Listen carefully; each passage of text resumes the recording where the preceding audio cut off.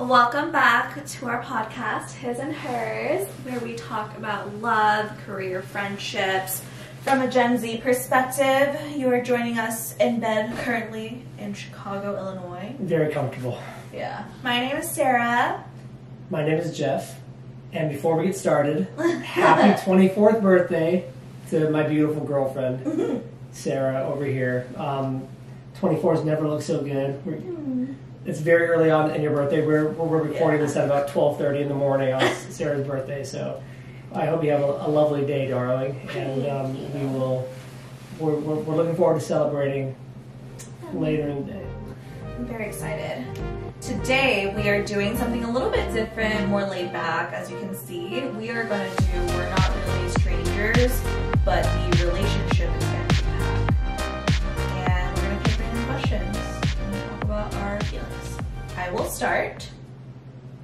Ready? Alright. What was the first thing you noticed about me? Let's do physical and then non-physical. So physical, is this like in person or? Yes. Okay.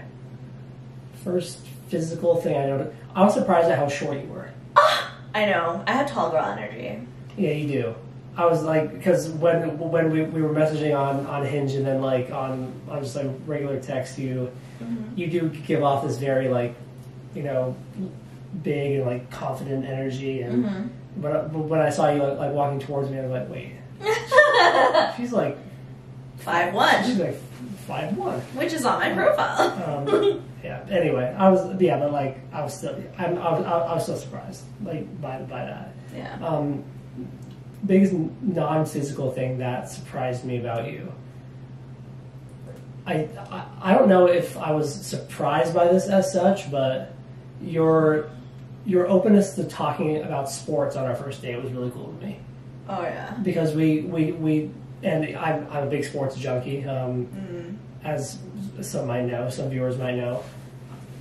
So we talked about sports a bit, like on like when we were texting, but it was the very first topic of conversation on our first date, if you remember right. Yeah, I don't know how it came up, but we talked about Full Swing, like the documentary. I don't remember either, but and so your openness to talking about that was pretty surprising, and it's still one of the many things I love about you. Thanks. Yeah, I would give credit to my dad, who loves sports, and I like sports, but I like a drama in sports, like a tea. Especially NBA, there's so much drama. Like the off the court tea. Like, oh my god, they got traded. Oh my god, but they didn't know. Oh my god, this one's dating Khloe Kardashian now. This one's dating Jordan Woods. Anyways, yeah. Thanks. So you're not gonna answer the same question for me, or? Nah, we'll just choose different ones just to get more questions. Okay, where do I see more questions? Yeah, you just tap. Oh, here? Like, you just tap a random one, yeah. Oh. Just gonna tap a random one. On a scale of 1 to 10, how open do you feel I am with you? Explain. Initially, he's such a private person. I'd give like a 2 out of 10. But I can break a lot of shells. I'd say a week in, 7 out of 10. Now, 9.5 out of 10. I'm sure there's certain things you don't tell me, which, like, not everything has to be shared. But I feel like I know, like, anything that's really big and important. Yeah. Sure. You're pretty open with me, but I wouldn't say to anyone. It's kind of boring. It's kind of boring, but it's like serious. How does one earn your trust? Have I earned it? How can I earn more? It's kind of related. How does one earn my trust? I think I naturally trust people. You know, yeah, I believe in the good in people. I want to trust people, so you don't really have to earn my trust, but you will lose my trust. Ooh. If you like fuck me over in a bad way. Oh my gosh, it's the F word.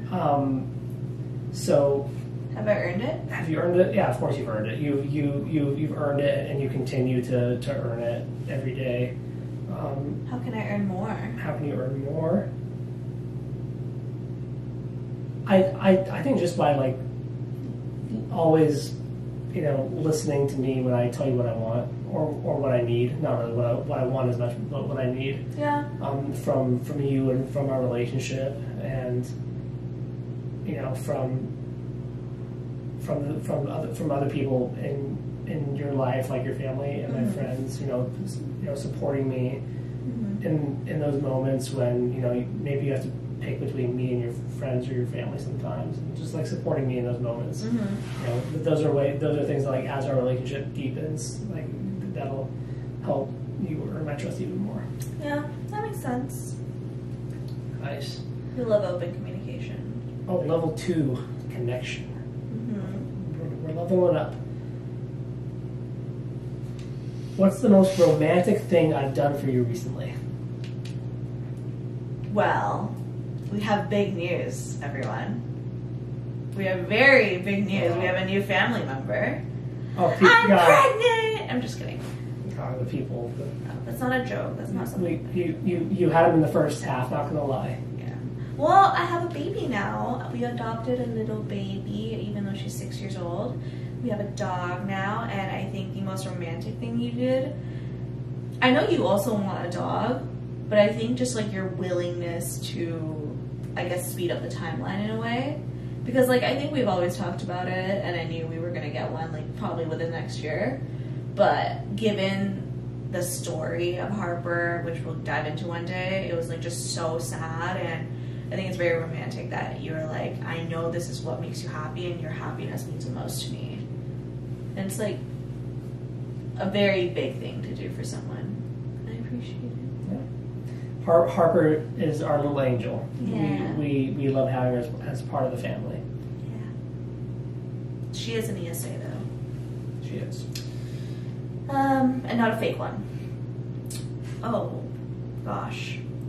I don't know if I want this publicly, but let's keep it PG. What's the most attractive thing I do without realizing it? I'm just fishing for compliments today. We've played this before, and I feel like this question has come up. I don't remember what I said last time. Oh, I remember what I said last time, and it's the same answer. Oh, wow. We're going non-sexual. We'll keep it PG-13. Yes, PG. Or PG. I think this is your real answer though, since it is like what we said last time. Do you know my answer? No, I think I know, but yeah. I love how like organized you are.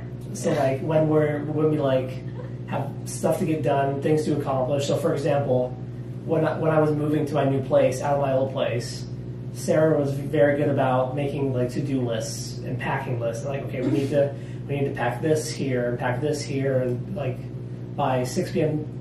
Today we need to accomplish this, and this. We need to move that here, and I just think like watching you organize your own life, help other people organize their lives, is very, very sexy. Thank you. Yeah. I like that you like being planned and like organized too. That makes my life easier. I thought I was organized until I met Sarah, and I realized my life is a complete mess. Ooh, this is tea. Oh no. What did our worst argument teach you? First of all, what do you think our worst argument? Yeah, that's what I was gonna say. I mean, I don't know. Oh, I know. I don't think we should. It taught me, so it was like family related in the car, scooters. Mm-hmm. Yeah. So we had honestly, a lot of our arguments are over things that we feel are valid. Like they're not over like small things. It's just like big relationship humps that you eventually need to get through. Yeah. And one of ours was family dynamics, because I didn't really grow up with a family, but he has a pretty big family. And I think I just didn't feel very heard, but he felt like I wasn't listening. And I think the biggest learning I had from that is, firstly, when it comes to family, it becomes like a very touchy subject, because even though like I have family members, I'm like pretty honest about it to people, but for other people it's more of a sensitive topic and they're very defensive. So I think I learned that, but I also learned like it's okay to stand my ground. Because I think a lot of times I would have like backed away and been like, oh, sorry, but like I really in that moment felt like it was valid for me to react that way, and I felt heard eventually. And I think what it taught me is like, even for such a big argument, we can get over it. Yeah. It was like a really serious topic, and I feel like it didn't feel like a deal breaker or something. Even though like it was very emotional, but yeah, usually like when I argue with people, I feel like, oh, it's over. But even though it was our biggest to this day, I didn't think like, oh, I should like break up with you. Yeah, makes sense. Yeah, and I do think that we're stronger after those moments. Yeah, that our arguments strengthen our relationship, and they don't like ruin them. Yeah, right? And yeah, I mean, it's those like some topics you're gonna breach eventually with your significant other, and it's almost good that we kind of get those things out of the way early, as opposed to like having issues 1, 2, 5, 10 years down the line when we haven't addressed it. Yeah, I agree. We do confront our problems pretty head on. What are you currently working through that I don't see, if anything? Like, I guess in a relationship or like personally? I'm taking it to mean anything. Okay. What am I working through? I think one thing that I'm going to be working through,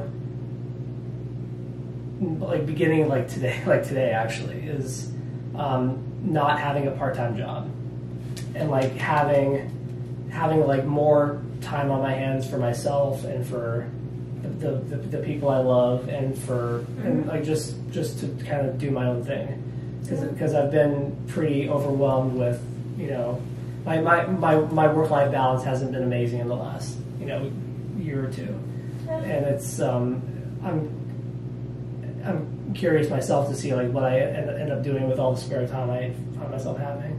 You know, having Harper now will obviously be will add some much. I mean, you know, it's a great problem to have, but it'll add some things to my plate, obviously. But you know, besides that, you know, it's a great chance for me to focus on, you know, obviously our relationship, you know, career development and other ways. You know, seeing what I can do with my career and focusing on, you know, personal growth, which I haven't really had time to focus on recently. So that'll be really interesting to see. Yeah, I'm excited for you to have time for yourself. Agreed. All right, let's see here. Oh, this is actually this is a great segue. Do you think my job affects me positively or negatively? How does it affect us? Let's without giving details. Let's say this to be my full-time job. Oh, okay. My current full-time job. Do you think my job affects me positively or negatively? How does it affect us? It affects you positively. It's a career that you're very passionate about, or feel you're very passionate about. So I think it's positive. It's an upward trend. There's obviously ups and downs, but overall it's an upward trend. How does it affect us? Not much. I think it's good that I'm in like sales, and I'm in pretty like a quota life, like very typical sales, and you're more in like a startup world where you have to do kind of a bit of everything. So we have a good balance in our relationship and like what we talk about, but there's quite a few things we relate to each other on, because we both at like technically startups. Yeah, and we both work like at a high level, work in sales, so we can kind of relate on that. Because my job is not like a traditional 9-to-5 job, and I have to work like late nights and weekends sometimes. Does that frustrate you? Not really. I feel like pretty understanding about it, as long as like it's communicated. For example, if like we had dinner plans and suddenly had to work late, like I would prefer you tell me so I can like make other plans. But like I also understand like things sometimes come up. It's just about communicating that. Also, there's gonna be days where I work late, and like I hope you don't pit that against me. Yeah, we're pretty patient about that. It's not really that big of a deal. This is interesting. You can give some. So for some context, we met on Hinge. Okay. What immediately attracted you to me? What attracted you more over time? Well, I think immediately the fact you messaged me first. No, but you liked me first. What made you like me on Hinge first? Yeah. Wow. I don't even remember your Hinge profile. Wow. What about the board game till 2 a.m.? That was cool. I like that. You're so fake. You didn't even look at me. Of course I know your profile. You didn't send me a rose. You talked about... No, what attracted you to me? Immediately. What made you go, oh, I need something like? Yeah, that's why I'm trying to think back to your profile and like what your prompts were. What's my first? Because I do genuinely care more about the prompts than the pictures on Hinge. You talked about like listening to 2010s music in the car. Yeah, very important part of me. Yeah, I mean, there's just a lot of things in your profile that I liked, like the board games until 2 a.m. after going to the grocery store, that kind of thing. I do love running errands. Yeah, and you had some very very cute pictures up there as well. So that always helps. And what attracted you more? What about you attracted me more over time? I just love how driven you are, and how smart's like an easy word to throw around. Like how intelligent you are, and like in all aspects of your life. And you genuinely make me want to push myself and have a better career and be a better person. Thanks. Glad. Let's move on. Level 3. How do we get to level 3? There's a keep going here. Yeah. This makes for really good viewing for all the people at home. Here we go. Level 3, reflection. Oh, alright. Alright, buckle in, folks. Oh, it's a wild card. I don't want to do that. What don't I give myself enough credit for? Oh my god, so many things. He's really bad about like, you'll give yourself like, it was good enough, but you'll never say like, that was really good. Like, I did that really well. When he does it really well, his good enough is like everyone's standard of like extremely well. So I would say like top 3 things, like career, you take care of everything at your company. And I know you're aware you do it well, but like, I don't think you realize like the revenue impact and profit margins you bring to the company on a global scale. Like, it's insane. I think you should give yourself more credit for that.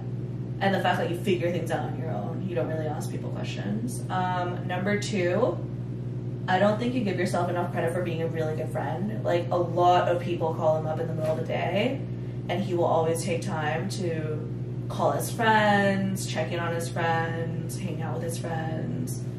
And it's not easy to do when you're in your mid-20s. You have a dog now, but you have a girlfriend, you have a big family. Like, it's just a lot. And number 3, I don't think you give yourself enough credit for working on things that you want to work on. I think you're always like, I can always do better, which is true, but you already do so good. Like, it already is more than good enough. You can always do better, but is it worth it to put that energy into that? Like, yeah, sometimes. I guess it depends what it is. Yeah. Like, for example, like, working on your relationships with some people in your life, like, you already have really great relationships. Do you want to invest time in that, or should you invest time in like yourself, because you are already doing really great? Like, yeah. Top 3 things. That was a very well thought out answer. Shall we do one more each? Then. Ooh, you had the same inflection as me. One more each. One more each. I speak a little British. All right. Yeah, let's do one more each. Aww. No, let's end on this one. Ready? Okay. What did this conversation teach you about our relationship? And what did it teach you about yourself? We can both answer that. Like this conversation Mm-hmm. we just had in front of the our viewers, tens of people viewing at home. Yeah. I just think this epitomizes how open we are with each other. Yeah. Like the fact we're willing to like sit here like on the record and like answer these questions with people watching. Because I think that we truly are like that open with each other in our relationship. So I mean, I didn't really learn that here, but I guess it just reaffirms that we are very good at communicating. We're not always very good at communicating, but we always try. Mm-hmm. You know, so that's my big takeaway. My big takeaway is that I almost knew the answer to everything, and I think it just shows like how much we communicate about our feelings. Like nothing was really that big of a shock to me, because we talk a lot about our relationship and our feelings very openly, both the good and bad. That I almost feel like we've had these conversations just in like different ways. And like you said, it almost is like a testament to how open we are with each other. And the other question, what did it teach you about yourself? I think it shows that I've personally had a lot of growth during our relationship. Yeah. In my openness to talking about my I'm still not the most like touchy-feely guy in the world, but like I was like before I met you, I was not that like at all. I actively avoided those conversations. Yeah, you did. And I think it just shows that, you know, I'm continuing to make progress in that area, and I'm trying to be more open to having these deep conversations, and I will continue to try to do that. Thank you. That's very true. You have grown a lot. He did not like to talk about emotions. We can talk about that one day. How to break a guy's shell. 3 steps. What did this conversation teach you about yourself? I think it taught me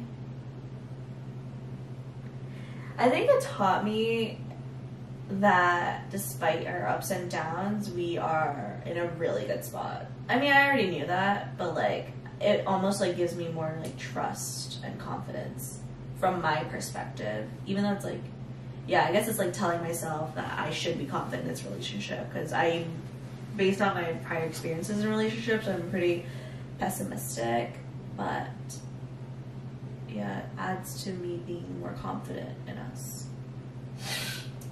I agree. Finally, it is her question of the week this week. Do you know what you're going to ask? I do. Given it is your 24th birthday today, 365 days from now. Oh my god. You're turning 25. What is the biggest accomplishment you'll have had this time next year? Be it career, personal life, anything. Most significant accomplishment.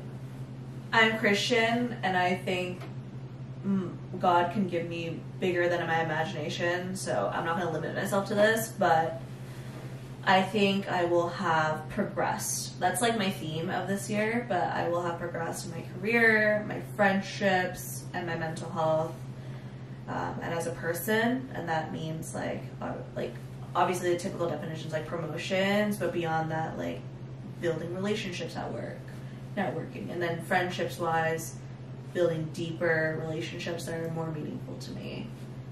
I'm going to push you for one specific thing. I feel like I can't say it. You know what it is. I just sit outside.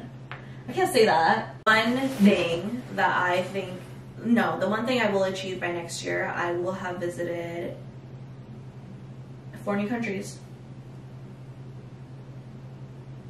4. That's really expensive to choose. 4. Wow, 4.